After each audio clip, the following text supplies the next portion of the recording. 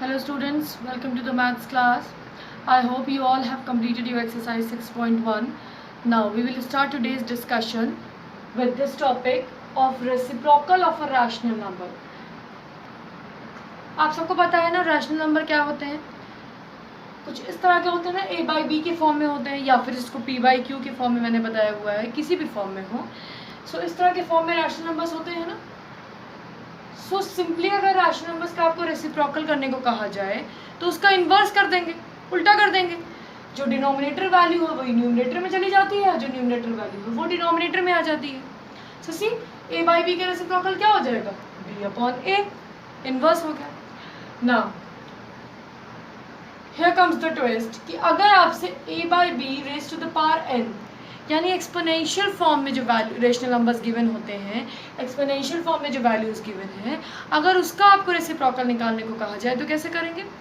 C a by b raise to the power n का reciprocal होगा b by a raise to the power n, जहाँ पे n कोई भी integer हो सकता है. अब ये तो पता चल गया, देखो दिखने से कंपैरिजन करो अगर तो क्या हो रहा है, वही बस आप जो है जैसे रेशनल नंबर्स में इन्वर्स करते थे, अंदर जो है डिनोमिनेटर की जगह न्यूमरेटर हो गया, न्यूमरेटर की जगह डिनोमिनेटर हो गया. देखो डिनोमिनेटर ऊपर हो गया, न्यूमरेटर नीचे हो गया, whole raise to the power exponent n जो भी था. अब ये हुआ कैसे? ये इस फॉर्म से इस फॉर्म में कैसे चेंज हुआ कि इसको और कैसे बोला गया कि हाँ ये रेसिप्रोकल है इस फॉर्म का? इसको समझने के लिए हम क्वेश्चन देखेंगे. See I have taken a question here 3/4 raise to the power 5. देखिए इस फॉर्म में लिखा है ना ये. अब इसको आपको इस टर्म का आपको रेसिप्रोकल निकालना है. देखिए कैसे निकालना है. रेसिप्रोकल में इतना सबको पता है, इन्वर्स कर देते हैं, पलट देते हैं. सो मैंने 1 अपॉन ये पूरा टर्म ले लिया. ठीक. अब देखिए इस पूरे टर्म को जो है अगर थोड़ा सा एक्सपैंड करेंगे तो देखिए कॉमन पावर 5 लिखा है ना, 3/4 whole power raise to the power 5 ना. दैट मीन्स कि 3 पे भी पावर 5 है, 4 पे भी पावर 5 है. अगर दोनों पे एक ही पावर होती है तो हम उसको होल पावर लिख देते हैं ना, ये हम पहले भी कर चुके हैं. सो मैंने इसको पुराने फॉर्म में फिर से लिख दिया, तोड़ के लिख दिया कि 3/4 होल पावर 5 को मैंने 3 की पावर 5 अपॉन 4 की पावर 5 लिख दिया खोल कर. ठीक. सो 1 अपॉन 3 की पावर 5 अपॉन 4 की पावर 5 लिख दिया. अब देखिए ये इस फॉर्म में आ गया ना.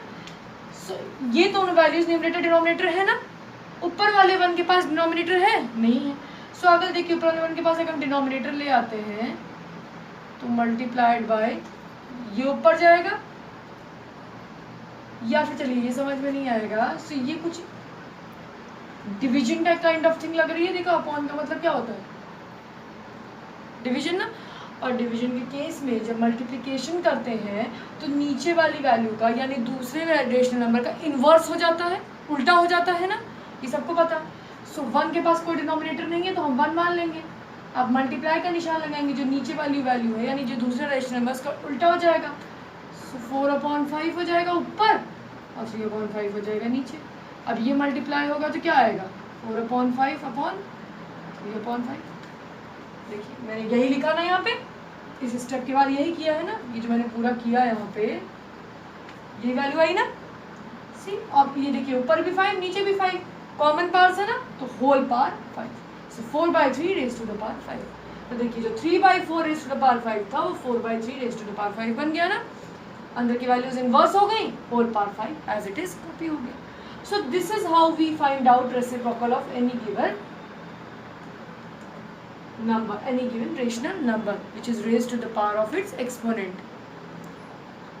So I think this one was easy for you all. ये बहुत easy है, आराम से किया जा सकता है. Moving on. अब आज हम एक्सपोनेंट के कुछ लॉज पढ़ेंगे, कुछ ऐसे लॉज जिसका यूज़ हम फर्दर क्वेश्चंस में करेंगे जो एक्सपोनेंट्स में हमेशा यूज़ होते हैं and they are very important. So here are the laws of exponents. Law 1 सबसे पहले हम पहला लॉ पढ़ेंगे which says multiplying parts with the same base. अब देखिए इन लॉज में आपको रिलेशन समझाए जाएंगे कि जो एक्सपोनेंट और बेस वैल्यू होती है उनमें क्या क्या रिलेशन होते हैं और उसका यूज़ करके हम किस तरह से क्वेश्चंस को सॉल्व कर सकते हैं. ठीक. सो यहाँ बताया जा रहा है लॉ 1 में कि अगर सेम बेस वैल्यू की पावर्स को मल्टीप्लाई किया जाए, सेम बेस वैल्यू हो लेकिन पावर्स अलग अलग हो, सो उनको मल्टीप्लाई किया जाए तो फाइनली होता क्या है?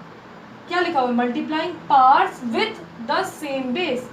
Now you can see a raised to the power m multiplied by a raised to the power n gives a raised to the power m plus n. यहाँ पे देखिए बेस वैल्यू सेम थी ना और parts different different है.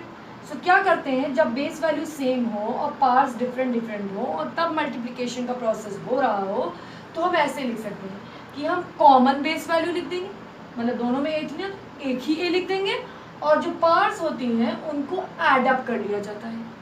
ठीक. So a raise to the power m plus n. Now we will see how we will implement this law in questions. Questions में कैसे इम्प्लीमेंट होगा. देखिए मैंने एक एग्जांपल लिया, यहाँ पे 2 raise to the power 3 multiplied by 2 raise to the power 4. इसको आपको सॉल्व करना है. इससे कैसे सॉल्व होगा, इस लॉ 1 का यूज़ करके. दोनों में देखिए बेस सेम है ना, दोनों में बेस 2 है. सो मैंने क्या किया, एक कॉमन बेस ले लिया 2. ठीक, कॉमन का मतलब एक ही ले लिया. सो 2 मैंने ले लिया ना. अब देखिए पार्ट्स अलग अलग है, डिफरेंट डिफरेंट है, 3 और 4 है. सो जब पार्ट्स डिफरेंट हो, बेस वैल्यू सेम हो, मल्टीप्लिकेशन करते हैं तो क्या मिल जाता है हमें, a raise to the power m plus n common base value और उसकी दोनों की पार्ट्स का एडिशन कर देते हैं. सो यहाँ पे पार्ट 3 और 4 थी, उन दोनों का एडिशन करते 3 + 4 7. सो हमें क्या मिल गया, 2 raise to the power 7. Final answer मिल गया. नाउ सी, जो मैं यहाँ समझाने जा रही हूँ ये आपको इस क्वेश्चन में नहीं करना है, ये सिर्फ मैंने आपके समझाने के लिए यहाँ पे लिखा है. देखिए क्या हुआ है इस क्वेश्चन में, बेसिकली हुआ क्या, कैसे ये मैजिक तो नहीं हो गया कि ये होने लगा. ठीक, कैसे ऐसे हुआ कि कॉमन बेस लेके पार्ट्स को ऐड कर दिया गया.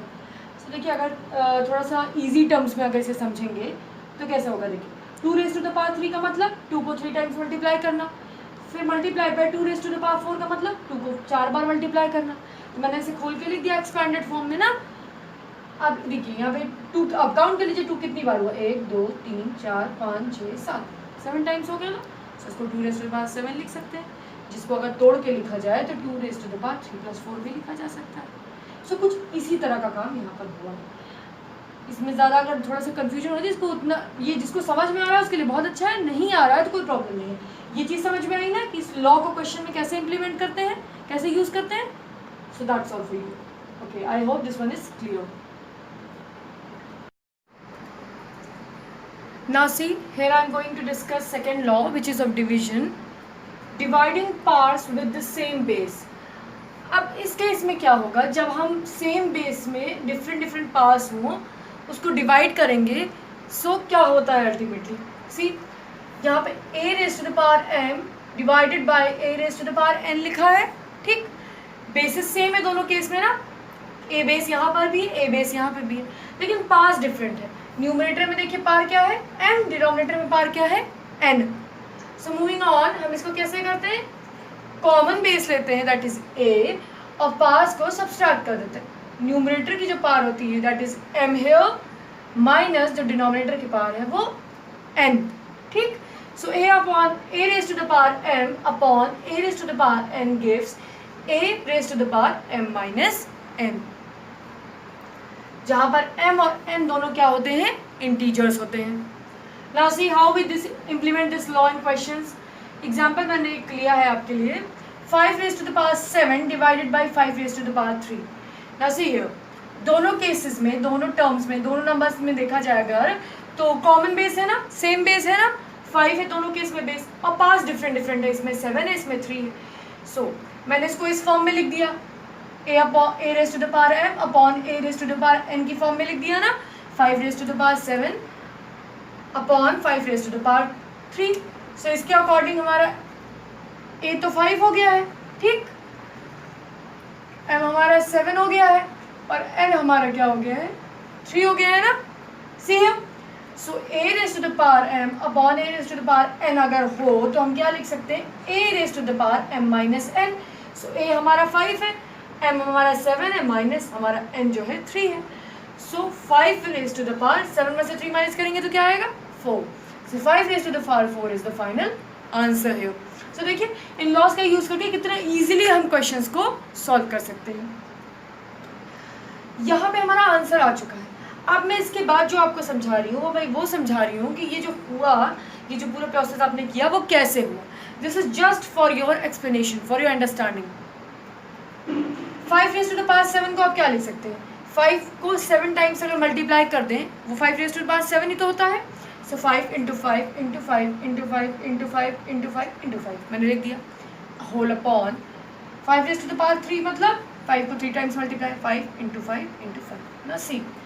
ऊपर नीचे अगर सेम नंबर्स हों या डिविजिबल नंबर्स हों या मल्टीपल्स हों एक दूसरे के, तो कैंसिल हो जाते हैं।